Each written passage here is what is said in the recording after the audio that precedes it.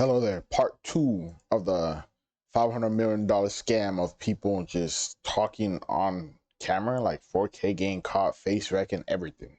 Today we're uncovering a $500 million Ponzi scheme called Trader's Domain. In part 1, we exposed a web of scammers. We found an ongoing government investigation. But as I spoke to victims, I realized there was someone behind the curtains controlling it all. And that's when I find out there's this one guy named Ted who's making all the trades, and he's running this Ponzi scheme. We now learn of this savant that is the man behind Trader's Domain. And so this is the first time I ever hear the name Ted Safranco. And I'm like, who the freak is Ted? Who's Ted? That is the multi-million-dollar question. And I decided the best place to look for answers was starting with the victims. Welcome to part 2. My understanding of who Ted Safranco was at the time I invested was an experienced trader. He's a master trader with relationships like this all over the world, and he was internationally known and respected. Really? Very credible Wall Street trader. I know that's bad to, judge a book judge a book off of their cover, but he just looked like, like a normal guy, like a Wall Street trader. He didn't seem like the type of guy that would mess you over. But looking into his real past, everything showed the opposite. He didn't work on Wall Street. He got his start in 2016 when he was the student of a 23-year-old get-rich-quick guru on Instagram named Nino Koroff. We know this because of a testimonial he filmed. Hi everyone, my name is Ted. I've been working around right now with Nino for probably about 6 months. Really what I did is, for 2016, what I tried to do is I really wanted to set myself up nice. Being a little bit older, I've been working for many years now, almost 15 years. I wanted to have a lifestyle change. I wanted to get into some... Wait, so he was older than this 23-year-old dude, but he wanted to learn how to scam people from the 23-year-old different dude? To give myself a better opportunity in life. And literally, I went through social media. I found Nino on Instagram. I sort of laughed, actually, because I saw him with his Lambo and all his fun stuff. And me being as old as I am now, maybe 37 years old, 36 years old, I couldn't really fathom how somebody was doing what they were doing at such a young age. Wow. The answer, of course, to Ted's question is that Nino was scamming people with get-rich-quick courses, and Ted soon figured this out. He started his own grift called the Forex Family Course, which eventually led to the launch of his very own Forex brokerage called Trader's Domain. Ted said that it would be non-manipulated as opposed to most of the scammy brokerages of the time. And with his business partner, David Negus, they opened their doors in 2018. I found this out because I talked to the roommate at the time who witnessed everything. Oh, wow. So my name's Jonathan Semeta. I was roommates with David Negus at the start of 2018, pretty much for the whole duration of the year. And I witnessed the inception of Trader's Domain from the beginning. It was basically run out of the spare bedroom of our house. That's right. We have an eyewitness who saw the beginning of this. That's and what he told me is that Trader's Domain was originally selling themselves as one of the good guys. Forex has a lot of shysterness in the industry. I'm sure a lot of people are aware of that. And there's a lot of brokers that have bad reputations, with doing shady dealings. Ted and Dave started this operation under the premise of the good guy and honesty and being for the little guy sort of thing, someone you could trust, which everybody bought. Ted did have a good reputation in the community. The way they did this was they described themselves as... There's only a book with this brokerage, and I can provide confirmation from our place. It's an A-book brokerage, which I didn't really understand at the time, but basically means they were one of the legitimate ones. Can you just explain really briefly what the difference between A-book and B-book are? So A-book, your orders are direct to the market. And B-book, basically the broker takes the opposite side of your trade. So when you lose money, they win. Because most traders lose, so a lot of brokerages go B-book because they make money off the trader. Your orders aren't actually going to the market. It's just the broker basically shamming you. Okay, to summarize what he said real quick, because it's important. Forex brokers, which are A-book, it just means that your trades are real. B-booking is when the trades are kept in-house and things can be faked. They can be messed with. And this is why Ted said that his brokerage was A-book. He couldn't scam you, and he claimed this repeatedly. But the question is that true? With stories of changing trades, I wasn't so sure. And then all of a sudden, everything magically got erased. And they said, oh, the servers refreshed. We had to refresh the servers. Like that somehow changed all the trades, right? And not only were the stories shady, when I asked the roommate about it, he told me about a very strange conversation he overheard. I was in my room one day and I overheard a conversation and I thought I caught something about B-booking, switching people from A-book to B-book. And so I asked Dave about it and he blatantly said to me, he's like, yeah, if people are going to be losing, we might as well B-book them because we're just leaving money on the table. It was kind of a shock to me because that's, kind of went against everything that they had sort of built this platform on. So I just didn't really know how to take that, but I just took it for what it was. Wow, if this is true, this means their whole story is fake. But of course, claiming this is a pretty huge accusation, and I didn't want to do it on the word of just one person because it would mean that everything was built on lies and fraud. So I wanted more proof. So to do this, I set up a Discord channel to investigate Trader's Domain and invited all the victims to come share with me what they had found. And soon, many of them started sharing evidence, including a document which they said would prove that they were B-booking.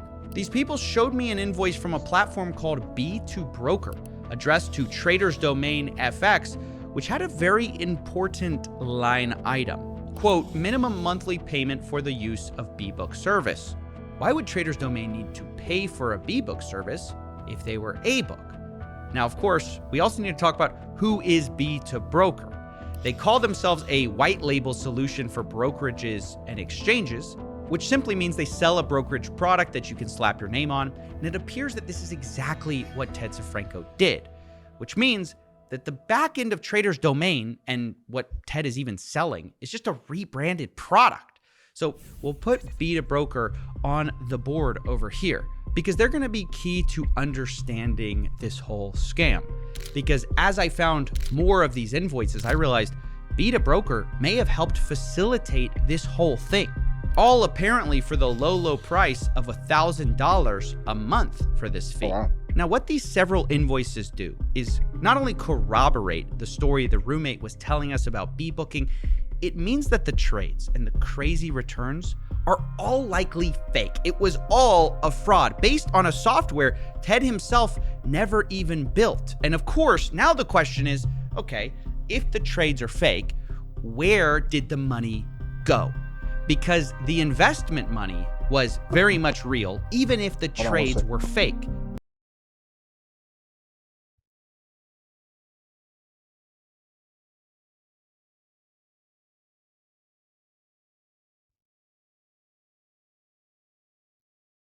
Also, where did they get the money? Like, since people were winning, what if they won a lot and like pulled out? I guess some people got greedy and would put it back in, right? But see, like, if I was them, right, I would always I'd put in like 100, and if it grew, I'll take out 70% of that, put in 30% back, right? So I wouldn't mind losing that 30%, even though I would be sad about losing the 30%. I wouldn't mind losing the 30% because I got 70%, right? Like, that's what I would do. So the fact that that happened is crazy because, like, say they put in money, right? They put in like 1,000, they get 10,000 back. They see 10,000 in the account, right? So then they take out 7,000 and put 3,000 back. Wouldn't they still be losing money though, instead of gaining money? That's only if everybody did that, but I don't think everybody would do that. We know for a fact that over $100 million was invested based on the CFTC's estimate, but based on what I have, I think it's significantly more. Either way, we're talking about an extremely large amount of cash. So it had to go somewhere. I mean, we know from our first episode that a lot of it went to this company called CCAP Holdings, but what happened after that? As I began to ask myself this question, I was contacted by an anonymous source who found out that I was investigating. As I said, I had made it public at that point, and they told me they had a friend who might know something more. Something that could, quote, show B-book activities, money laundering, and fake invoice. Does Coffeezilla work with the cops? Like, all this information he be getting, like, on this case specifically? Like, does he show this to the cops? Because, like, they were investigating. He could be like, here's everything I found. I do a YouTube channel on this, and this is all the information I got with all the people, and you could use all this as evidence. And can't they do that? Like, this seems legit, like crazy legit. Voices. They asked if I was interested. Of course I was. And when this friend got in touch, they claimed to have literally 2,000 plus files and documents on Trader's Domain. I was a little skeptical at first, but when the files showed up, even I was surprised. I don't think you want to open that door.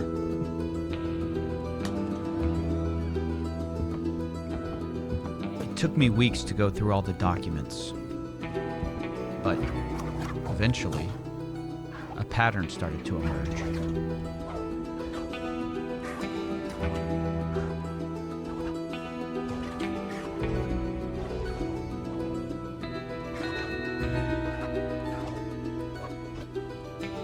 The more I pulled on the threads, the more I realized this was all connected. All right, I think I get it. I think I understand how Trader's Domain took in money. If you look at our old understanding of the company, we had the basics, but we're missing several things, okay? It starts with the sponsors. They were micro celebrities or influential people who were paid very well to bring in investors, money. And the more you brought in, the more you were paid, which was actually explained to me by a sponsor who had $10 million underneath him. So you've got 10 million under you that's locked up. How many does the guy above you have? He won't even tell me, but millions. He was getting like probably $500,000 a month just in payouts. Like I was doing well out there. I was getting paid like 20, 30,000 a month. All right, so these sponsors would get a cut of the money that they brought in, which meant that they went out and flexed on social media to bring in more clients. Some bragged about yachts, some invited people to DM them for 10% monthly ROI deals. Either way, once the victims were on the hook, they would be instructed to go one of two payment routes. The first option was cash. They would wire money to a US-based bank like CCAP Holdings with a generic memo that said services and definitely not Forex or investments, because that would trigger red flags. And once word went out that the wire had been sent, before the money even got there, Trader's Domain would immediately credit them on the back end with fake money, which we know from interviews I did. He would credit my account without ever having any money before I ever gave him money. You know what I mean? So the number. So the increase you seen was actually fake money, so you couldn't even withdraw it, right? Or they would be like, there's an error. Oh, okay, that makes sense. I'm like, well, wouldn't you just keep 70% of what was in there? And how are you gaining money? Numbers were there before you ever got. Before I ever paid for anything. So that day I get a Trader's Domain confirmation and it shows up in my Trader's Domain, $500,000 sitting in my account. The next day, Chase calls me and they go, oh, we just want to verify this is you. And I'm like, oh, you haven't released the wire? Oh my God. So they had accredited your account before the money had ever hit? Yeah. 500K, withdraw that, keep like 470 and put like 30K back in. Like, bro. Yeah, before the money had ever hit. All right, but if the money on Trader's Domain was fake, where did the real money go? Well, I believe they had a money laundering operation to get the money offshore. This is based on a series of invoices I was given showing money being sent from onshore banks, Ted Safranco, David Negus, Tin Tran controlled, like Sag Capital, and then they would send that to offshore companies, shell companies, which were very suspicious. For example, we found invoices sending $100,000 to a company called Safe Seal Technology. Why? In another one, they sent $1 million to Discover Tour Plus. Now, This one in particular had a website, and if you go to discovertourplus.com, they claim to be a travel agency, but there's nothing to actually buy. I tried booking my own vacation, which I desperately need at this point because I'm way too deep in this investigation, but none of the links would let me book. So this website appears to just be a front for funneling millions of dollars offshore. Besides, who even pays $1 million to a travel agency if you're a Forex investment company? Especially does that multiple times. Of course, the alternate explanation is that the reason you might send money from a shell company in the US to an offshore shell company is to launder that money, because then you can now declare that $1 million the travel agency took in the result of a bustling business instead of fraud. Now, that's my theory, but we have dozens of these invoices which seem to confirm it. And you might expect that this was the main way Trader's Domain moved large chunks of cash. But you'd be wrong, because in 2023, laundering money through banks is like communicating with smoke signals instead of text messages. No, the real way to launder money has changed. Today, it's crypto. So this brings us to option 2 of how to move money. Crypto is the main way Trader's Domain moved money. It was perfect for them, and it was the main way they circumvented regulation. Recall at the beginning of this show, I told you that offshore companies couldn't solicit US investors, but Trader's Domain told people that up front. They said, quote, Trader's Domain does not solicit US clients. However, they would claim underneath that, quote, just to note, we have crypto accounts available, which is sort of like saying, hey, we don't let in US clients through the front door, but just a note, we have a back door. Because when you went to their website to sign up, I kid you not, as country of origin, you could select your country as the country of crypto, which, unsurprisingly, some people actually did. One of the early things that felt weird to me is that you couldn't register as a U.S. citizen on his website. It was crypto. You had to go in as a crypto user. I can still show you on my account where I'm listed as a crypto user and not a U.S. citizen. That is clearly... Like, sometimes, do people not be thinking when it's too good to be true, it's too good to be true? Like, I'm like, bro, that sounds too good to be true, so I'm not doing it. And if I do, I'm only putting a little bit in, or I'm only like dipping my toe in a little bit. Illegal. But the reason it matters is not that they circumvented regulation. People do that all the time. It's the scale this was all happening on. This wasn't a few dollars. This is hundreds of millions. I mean, a single one of their payment processors in crypto complained in a recent lawsuit that the founder believed that, quote, the Trader's Domain is clearly a Ponzi scheme. They have moved over $50 million in cryptocurrency and US currency directly to the Trader's Domain systems. Not only that, a different payment processor also had their transaction data with Trader's Domain leaked to us. With the help of a blockchain intelligence company called Crystal Blockchain, we traced even more money that had come in. According to them, roughly 450 million went into Trader's Domain. And that combined with the 50 million from that other crypto payment processor is where we arrived to our $500 million estimate. Now, bear in mind, this is just crypto. This is not talking about fiat here. And this is real money that went in, not fake Ponzi gains. And at this point in the investigation, I'm feeling pretty confident. We have two really big things. The first is that the scale of this thing is huge, probably bigger than even the government believes it is.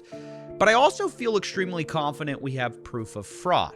And the only thing left to do is confront the man behind it all, Ted Safranco.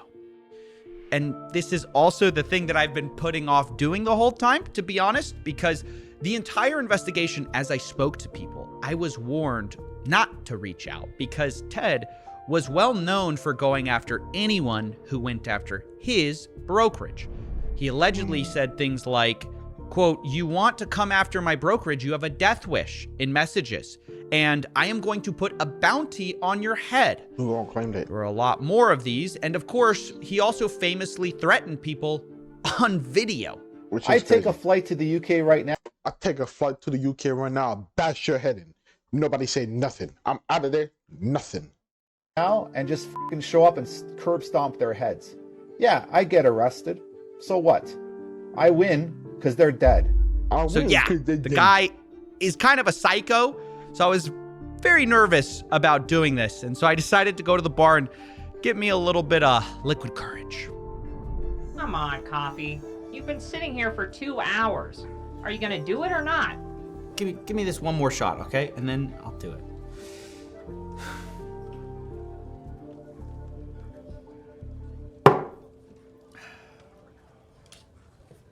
Here goes nothing.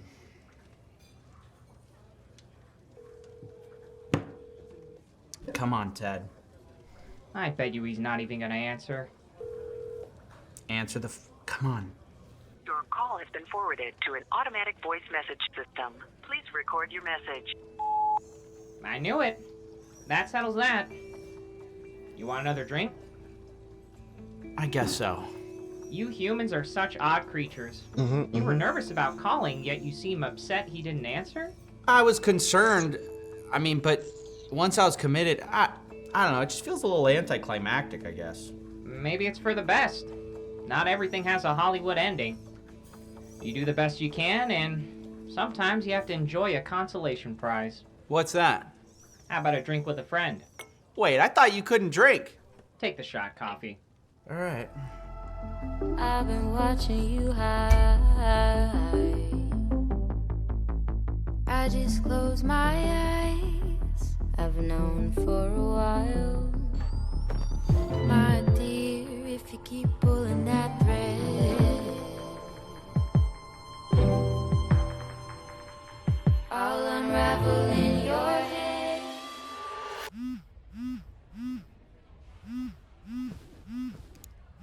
Gun in your head. I told you I'll bash your head in. Nah, I'm playing. Oh? Hello? Hello? Before we continue, obviously I've spoken to my counsel. We know about your YouTube channel now. We reviewed it. I mean, there's really nothing of substance on there, to be honest. I think it's more of a glorified clickbait channel. I'm in chats right now on Telegram. He's still in there actively saying that he's trading. You can think anything you want. You can turn around and say that I am gaming the system, I'm gaming my followers. That is such a chicken response from a total coward. No accountability at all. I'm the enemy of the state for most people because of what I do and how I do it. Nobody knows anything about his wife because they don't have the resources that I have. My resources can find out every little thing about you. Oh, so scary. You'll see the amount of destruction I leave. Oh, so scary. Say that behind the locked doors that you get caught in. I said locked doors. I mean the cage. I mean the cell that you're in. Yeah, you gonna find out every little thing about me. You gonna be in jail, bitch. You think I'm scared? Okay, let me stop. This man is single-handedly providing us with the level of journalism we always wanted from large mainstream corporations. We appreciate. Why would they snitch on themselves? That's all. That's all I have to say about that. But like, subscribe, see you guys later. Hope you have a good day or night, and bye.